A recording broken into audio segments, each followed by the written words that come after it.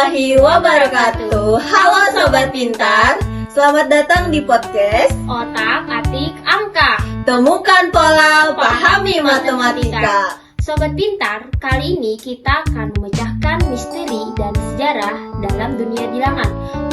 Kira-kira kali ini kita bakal bahas bilangan apa nih, Kak Nisa? Jadi hari ini kita bakal bahas tentang bilangan prima, si jomblo abadi, kode rahasia alam semesta. Wah, menarik banget nih, apalagi buat Sobat Pintar yang masih sendiri. Bukan hanya pembahasannya nih yang menarik, tapi kita juga kedatangan dua narasumber yang akan bagi-bagi pengetahuan tentang si bilangan jomblo abadi. Bener banget, di sini udah ada Kak Sabrina dan Kak Puspita. Saya hai dulu dong Kak, ke Sobat Pintar yang lagi nonton nih. Hai! Oke, gimana nih kakak-kakak? Udah siap bagi-bagi ilmunya? Pastinya dong, bukan cuma kita, teman-teman di rumah juga pasti udah siap buat dengerin podcast kita kali ini, iya kan? Pastinya Kak Sa, gak usah lama-lama lagi nih, langsung aja kita ke intinya. Sebenarnya apa sih bilangan prima itu? Jadi, bilangan prima adalah bilangan bulat positif yang hanya dapat dibagi oleh angka 1 dan dirinya sendiri. Oke, kalau contoh dari bilangan prima itu sendiri terdiri dari apa aja Kak Puspita? Contohnya ada angka 2, 3, 5, dan 7. Tapi aku nggak bisa sebutin semuanya satu-satu ya, karena bilangan prima ini ada banyak banget, gak terhingga di dunia. Bilangan prima nggak terhingga karena angka di dunia ini nggak ada ujungnya ya Kak? Yap, betul. Tapi yang bisa kita tahu, bilangan prima itu dimulai dari angka 2, lalu dilanjutkan oleh bilangan prima selanjutnya. Dimulai dari 2, berarti angka 1 nggak termasuk prima ya Kak? Bukan Kak, angka 1 itu nggak termasuk dalam bilangan prima. Sobat Pintar yang lagi nonton pasti juga bertanya-tanya nih, kenapa angka 1 bukan bagian dari bilangan prima? Kira-kira apa sih alasannya Kak Sat?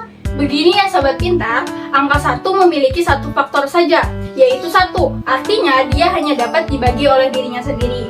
Sedangkan bilangan prima memiliki tepat 2 faktor. Jadi intinya adalah angka bisa dibilang bilangan prima karena dia memiliki 2 faktor. Contohnya saja angka 2, dia dapat dibagi oleh angka 2 dan angka 1. Sedangkan angka 1 dia hanya dapat dibagi oleh dirinya sendiri. Itu mengapa dia tidak bisa dibilang atau tidak termasuk ke dalam contoh bilangan prima.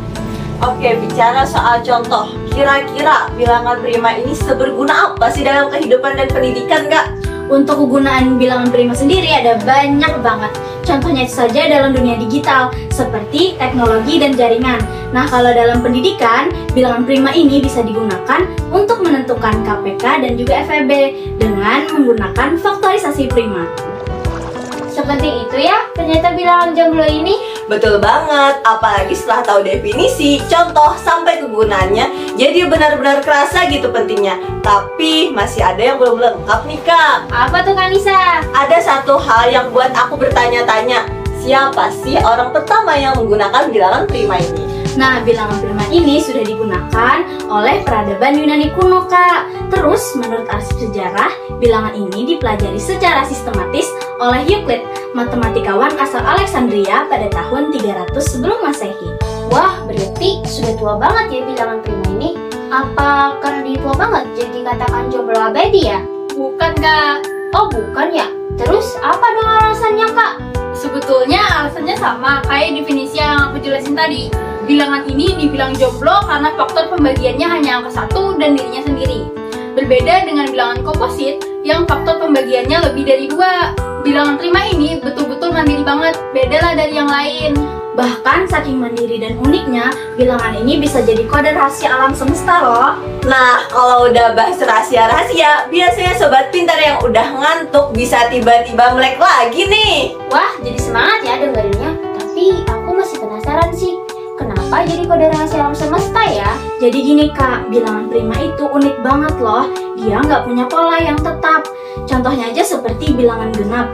Dia memiliki pola yaitu kelipatan dari 2. Nah, untuk menghitungnya, tinggal menghitung kelipatan dari angka 2 saja. Sedangkan bilangan prima itu tidak ada pola yang tetap. Saking sulitnya, bilangan prima ini dapat menjadi pilar utama keamanan informasi di dunia digital. Wah, keren banget ya, bisa jadi pilar utama keamanan informasi digital. Tapi apa alasannya, hanya karena tidak ada pola tetap atau ada alasan lain nggak? Jadi, dalam dunia digital ada sistem perlindungan yang namanya RSA encryption. Nah, sistem ini menggunakan bilangan prima sebagai dasar operasinya karena sangat sulit memfaktorkan bilangan prima besar. Komputer biasa saja memerlukan bertahun-tahun untuk memecahkan satu bilangan prima berukuran ratusan digit. Nah, bilangan prima ini menjadi penjaga gerbang era digital yang gak terlihat, tapi dia sangat menentukan. Karena bilangan prima itu gak bisa dipalsukan dan dia bisa berdiri sendiri. Wah, keren! Selain ilmu matematika, ada satu pelajaran lagi nih yang dapat kita ambil dari si bilangan prima ini. Wah, apa tuh Kak pembelajarannya? Meski terlihat sederhana, dari jomblo dan diri sendiri, ternyata tidak selamanya buruk kok. Malah keren ya jadinya, kayak bilangan prima ini bisa jadi fondasi di era digital dan menyimpan rahasia alam semesta. Luar biasa! Oke, mungkin segini dulu yang bisa kita bahas pada episode kali ini. Tapi sebelum kita tutup, ada satu pertanyaan penutup nih buat sobat pintar di rumah. Mungkin kakak narasumber bisa bacakan pertanyaannya.